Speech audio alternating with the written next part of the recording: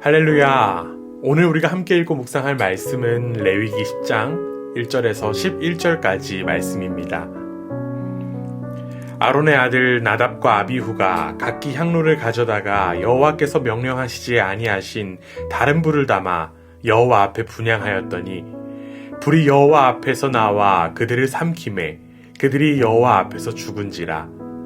모세가 아론에게 이르되 이는 여호와의 말씀이라 이르시기를 나는 나를 가까이 하는 자 중에서 내 거룩함을 나타내겠고 온 백성 앞에서 내 영광을 나타내리라 하셨느니라. 아론이 잠잠하니 모세가 아론의 삼촌 우시엘의 아들 미사엘과 엘사반을 불러 그들에게 이르되 나와 너희 형제들을 성소 앞에서 진영 밖으로 메고 나가라 하매 그들이 나와 모세가 말한 대로 그들을 옷 입은 채 진영 밖으로 메어내니 모세가 아론과 그의 아들 엘르아살과 아마달에게 이르되 너희는 머리를 풀거나 옷을 찢지 말라.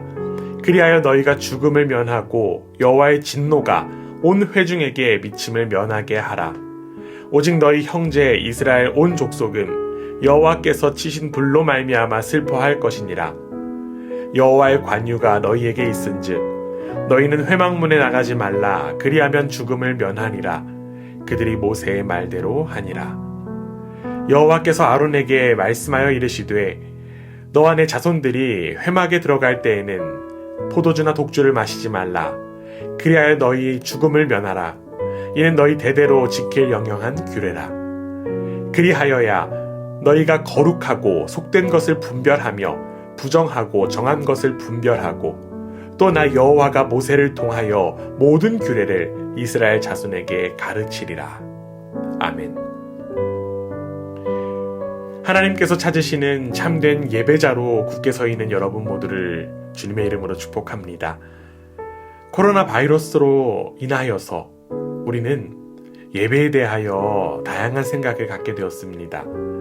이전에는 무조건적으로 주일 성수와 현장을 중심으로 예배를 드렸다면 이 코로나로 인하여서 우리는 예배의 본질에 대하여 다시금 생각할 수 있는 계기가 되기도 했습니다. 그런데 문제는 이제 편의에 따라 예배를 드리려고 하는 이들이 생겼다라고 하는 것입니다. 종교적인 의례를 뜻하는 영어 단어 리투알은 옳은, 정확한을 의미하는 독일어 단어 리틱, 그리고 영어 단어 right와 관련이 있습니다. 정확한 수량을 수식할 때 사용하는 단어가 예배와 관련 있는 이유는 예배에도 정확함이 필요하기 때문입니다. 그렇다면 정확한 예배란 무엇일까요? 하나님께서 원하시는 것은 도대체 무엇일까요? 그런 의미에서 레위기의 말씀은 우리에게 예배의 본질에 관하여 자세한 이야기를 전해주고 있습니다. 앞선 레위기 8장에서는 제사장이 위임되었습니다. 그리고 9장에서는 제사장들에 의해 최초의 제사가 드려지게 되었습니다. 아론과 그의 아들들이 백성을 위한 제사를 집례하고 모세와 아론은 백성을 향해 축복했습니다. 그러자 여호와의 불이 제단 위에 임하여 모든 제물을 사르게 되었습니다. 그 모습을 보고 이스라엘 백성들은 소리 지르며 엎드릴 수밖에 없었습니다. 제사를 통해 하나님의 영광을 온전히 경험했기 때문입니다. 하나님의 명령대로 드린 제사로 인하여 모두가 감격할 수밖에 없었습니다. 이처럼 하나님께서 임하신 예배는 감격과 감동 그 자체입니다. 하나님의 살아계심을 온전히 경험할 수 있기 때문입니다. 우리의 예배도 하나님의 영광이 가득한 예배가 되기를 소망합니다. 그런데 이 첫 제사를 통해 하나님의 영광의 불을 경험한 이들에게 충격적인 사건이 발생하게 됩니다. 오늘 본문 2절입니다. 불이 여호와 앞에 나와 그들을 삼키매 그들이 여호와 앞에서 죽은지라. 앞서 제단에 제물을 태웠던 불이 최초의 제사장들을 태워 버린 것입니다. 왜 이러한 일들이 벌어졌던 것일까요? 그 이유는 1절에서 확인할 수 있습니다. 아론의 아들 나답과 아비후가 각기 향로를 가져다가 여호와께서 명령하시지 아니하신 다른 불을 담아 여호와 앞에 분향하였더니 나답과 아비후는 하나님께 제사를 드렸습니다.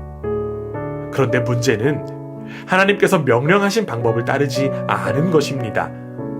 그들은 아침마다 성소에 들어가서 분향단의 향을 살라야 했습니다. 그때 다른 불은 사용하지 않고 정한 향만 사용해야 했습니다. 그런데 그들이 다른 향로를 사용한 것입니다. 그리고 그 불은 결국 그들을 죽음으로 이끌고 갔습니다.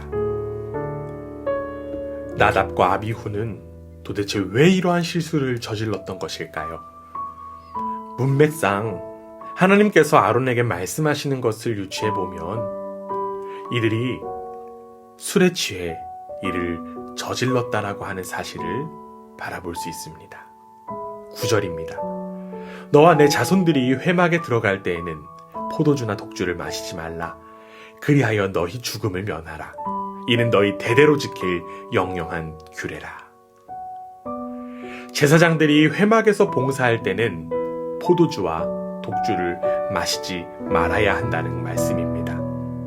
왜냐하면 이들이 해야 할 역할이 분별하는 것에 있기 때문입니다. 제사장들은 거룩하고 속된 것을 분별하고 부정한 것과 정한 것을 분별해야만 합니다. 그러나 이들이 술에 취한다면 분별을 제대로 못할 것이고 그로 인하여서 나답과 아비후는 결국 죽음에 이르게 된 것입니다. 나답과 아비후의 시신은 이제 진영 바깥으로 옮겨졌습니다. 다른 형제들은 그들의 시신을 만질 수 없고 애곡할 수도 없었습니다. 왜냐하면 그들의 죽음이 범죄로 인한 하나님의 심판이었기 때문입니다. 이렇게 절제하지 못하여 제대로 분별하지 못하게 된 이 2명의 제사장은 처참한 죽음을 맞이했습니다. 그들이 하나님을 향한 일을 하지 않은 것이 아님을 우리는 반드시 바라보아야만 합니다.